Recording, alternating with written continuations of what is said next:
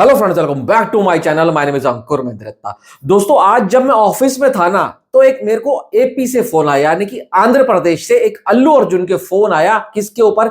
Instagram के ऊपर। उसने बोला, भाई साहब अंकुर भाई, मैं आपके डेली वीडियो देखता हूं।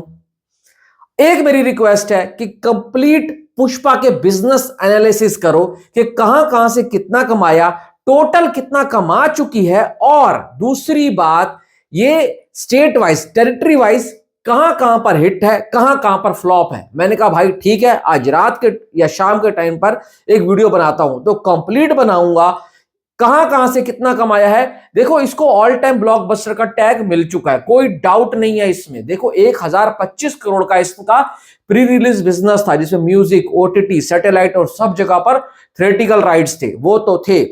अब अगर मैं अलग से थिएट्रिकल राइट्स की बात करूं, तो इसने 640 करोड़ में अपने थिएट्रिकल राइट्स बिके थे।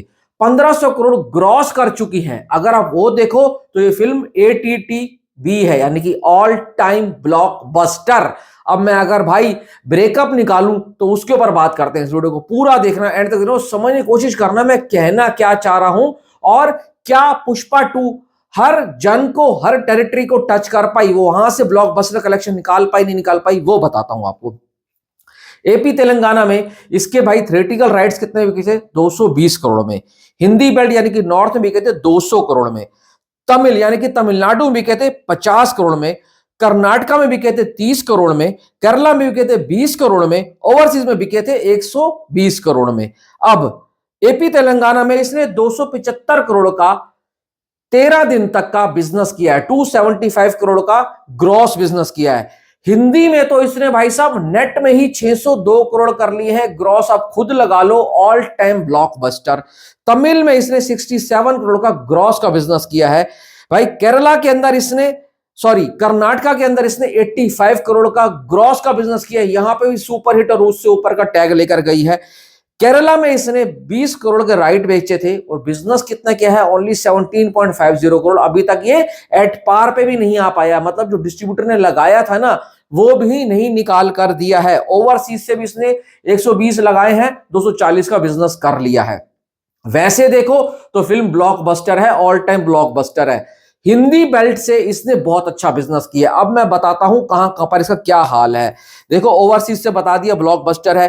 केरला से ये फिल्म अभी तक फ्लॉप होते हुए नजर आ रही है। जो 14 दिन के अंदर 17.5 करोड़ कमा कर आई है, तो कम से कम इसको 30 से 35 करोड़ कमाना पड़ेगा बराबरी पर पहुंचने के लिए, क्योंकि ग्रॉस में कमाएगी तो जाकर तो उनका कुछ प्रॉफिट निकलेगा। इतना तो टैक्सेस चला जाता है, किसको? गवर्नमेंट को चला जाता है। तो ये भाई मुझे लग रहा है केरला के अंदर ये फ्लॉप होगी, जबकि वहां पर क्या किया गया था?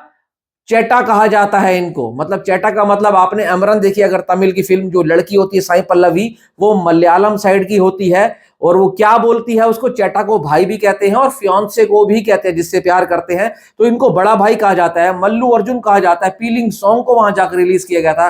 फिर भी केरला में ये फिल्म वो कमाल नहीं कर पाई जो अल्लू अर्जुन को खुद को भी उम्मीद थी।